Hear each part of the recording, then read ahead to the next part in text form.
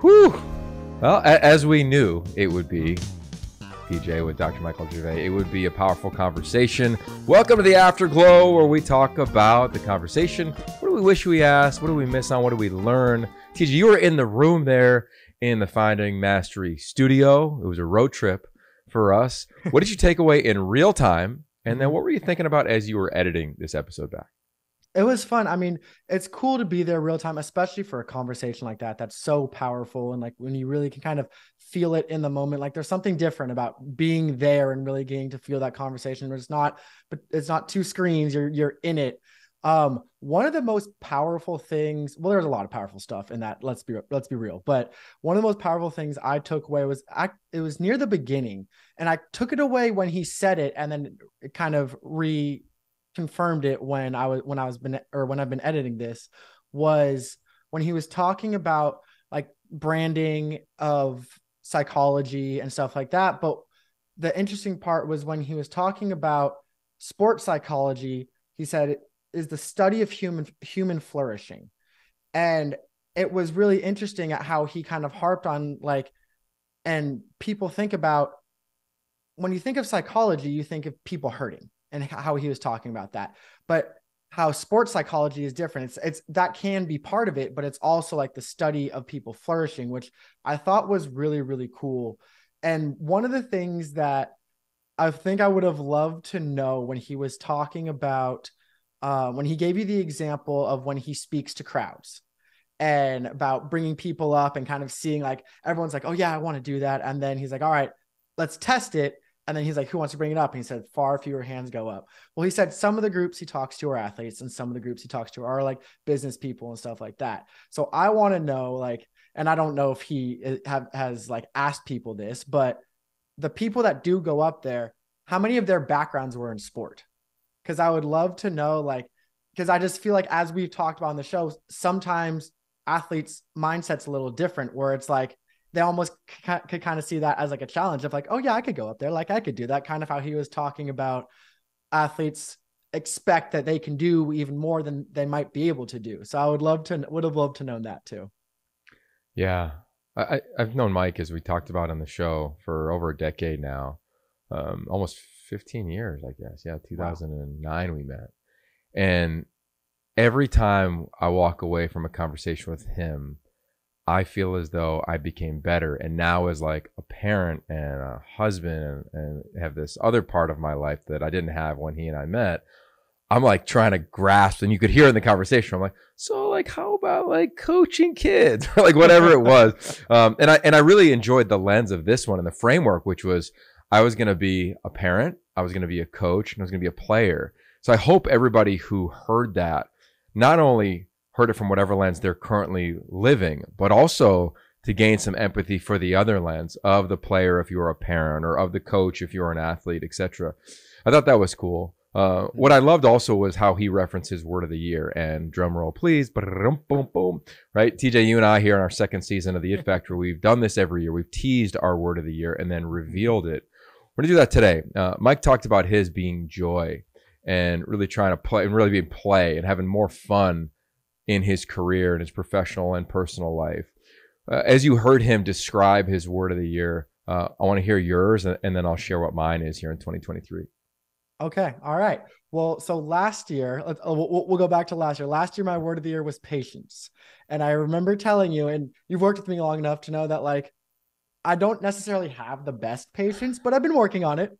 And I think last year I could successfully say that like I worked on patience. It's gotten better. It's still a long way to go, but it's gotten better. So, but the interesting part is that patience led to me kind of taking steps into what this word of the year is, which is growth, and being able to, all right, now we've had that patience. We're waiting. We're not just trying to force things, but waiting for that moment. And now we grow into the next step. Now, like, as you've mentioned, like I'm now down here with you in LA, and like kind of growing and taking that next step in just life in general. So I think this year's word of the year is growth.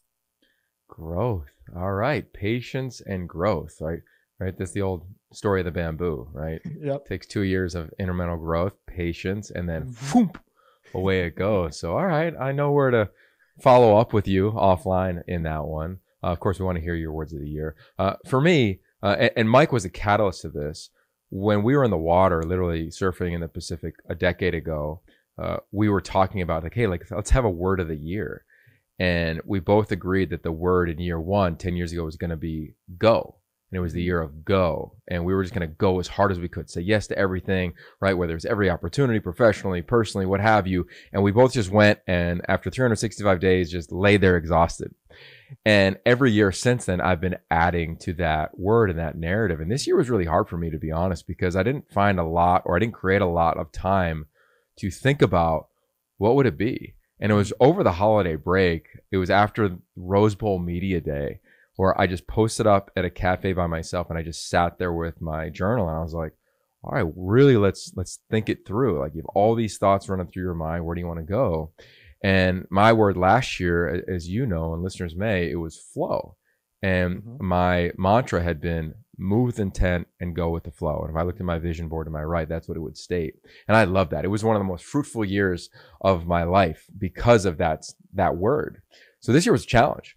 And really, as I thought about it and meditated on it and used a lot of the practices that Dr. Gervais shared in our podcast episode, for me, it's roots, connect to my roots, whether it's family, community, football, things I just love, recovery, because I got to learn how to recover better, right? That sleep. I want to be around for a long time. I got 2 young kids. Chris Peterson, who was just on our podcast, he talked about recovery. He challenges me a lot on, hey, how are you recovering from a game, from a show, from just parenthood, what have you?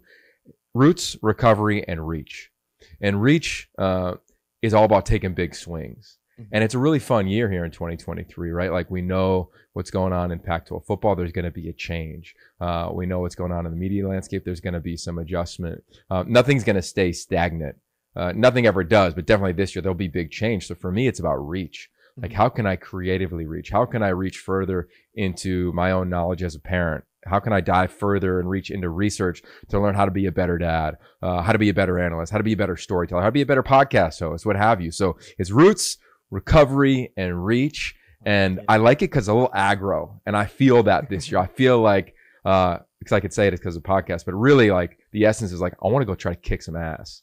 And I was like, all right, how do I make that in a cool phrase or a word that makes sense to me that I can think about every day? And it's literally, that's what I meditate on every morning. Roots, recovery, and reach. So there it is. I love that. I absolutely love that. I have no doubt that you will succeed in all of those. And like you said, since this is a podcast, we can say, I'll have no doubt that you'll kick some ass this year. But, and one thing, but before we finish up, that I want to go back to on in the episode mentioned it. And I just want to kind of reiterate it.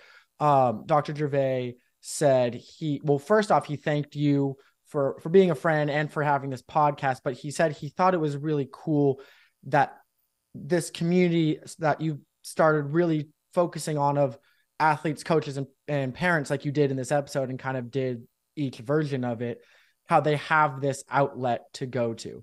And I just wanted to say, I as well think it's really cool that this is something you've really championed as being part of being that place that community can go to and to be a part of it. I thought that was really cool. So I just want to let you know.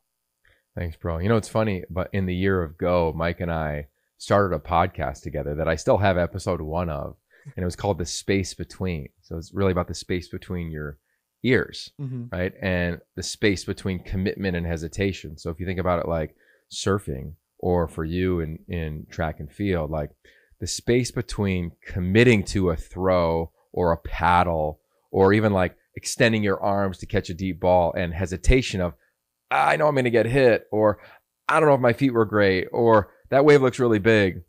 That was a real fun space for us to play in. And I'll never forget, I was driving up the coast in this old VW. I called it Albie.